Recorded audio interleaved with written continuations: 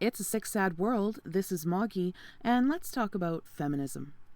In doing research for this video, I found that just like most things that are social studies, you can support your bias regardless of what it is with an abundance of information, since inevitably every position seems to be covered by multiple sources.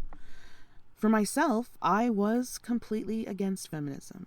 I was on the side of people who believe that they are just a bunch of whiny cunts. I've done a little bit more research, is that it's kind of somewhere in between. The individuals that you see predominantly on social medias are people who are unfortunately woefully undereducated about the subject they feel passionate about. They feel passionate about the equality of sexes. Unfortunately, the equality of sexes is ill represented by the word feminism. Words, at least in a living language, hint, the word living, means that they evolve, they change with time. Just like the word faggot used to mean a bundle of sticks, or gay used to mean a person who was happy, then anything can become a slur given time. Well, feminism itself is well on the way to becoming a slur. There is obviously the feminazi side of things, and most women say, oh, I'm a feminist, but I'm not a feminazi. Well, unfortunately, those women that you are referring to with that term don't consider themselves feminazis, just like you wouldn't consider yourself one. They believe that they're passionate about this particular topic. I think they're a little bit misguided.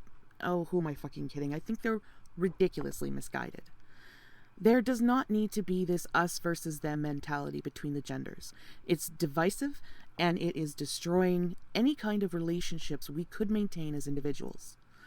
Unfortunately, without taking personal responsibility in our own lives, then we contribute to a society that takes no responsibility, period. Everywhere and everyone else is to blame. If you didn't get that job, it's because you're a woman. Obviously, not every job out there is going to be suited to both genders. And I'm not saying that any one gender is superior than the other.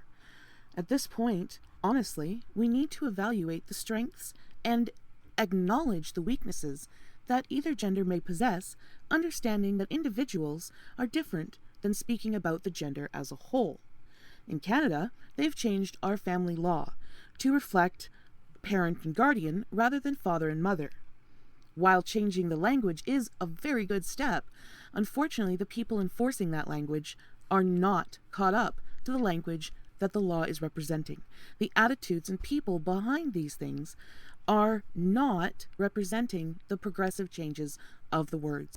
When we're talking about personal responsibility, well, then we're talking about essentially what the opposite of what social justice advocates. But that is enough for this video, and we'll take that up another time. I want to start a thing called Dear Moggie. There used to be a thing called Dear Abby, in which an author would take letters and suggestions from her audience and answer questions or problems or concerns. I'm just interested in hearing what you have to say out there. I will put an email address in the links below. If you'd like to take part in Dear Moggie, by all means, send me a note. Thanks for listening, and stay weird.